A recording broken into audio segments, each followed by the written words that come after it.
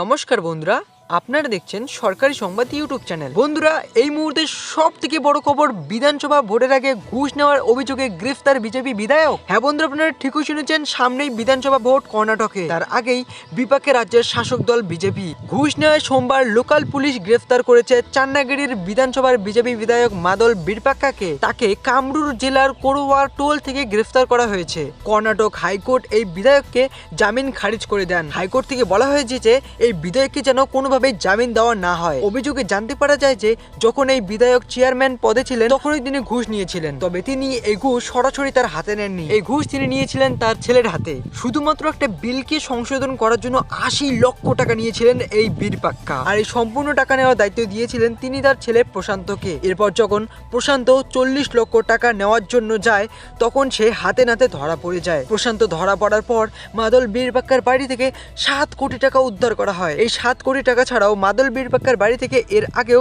5 লক্ষ টাকা উদ্ধার করা হয়েছিল। তবে তখন হাইকোর্ট থেকে মাদল বীরপাক্কাকে জামিন করে দেওয়া হয়েছিল। তবে এবার তাকে আর হাইকোর্ট কোনোভাবেই ক্ষমা করতে চাইছে না। তবে বন্ধুরা, শুধুমাত্র 7 কোটি টাকা মাদল বীরপাক্কার বাড়ি থেকে উদ্ধার করা হয়নি। এই 7 কোটি টাকার সাথেও তার বাড়ি থেকে উদ্ধার করা হয়েছিল অনেক সোনা আর রূপো।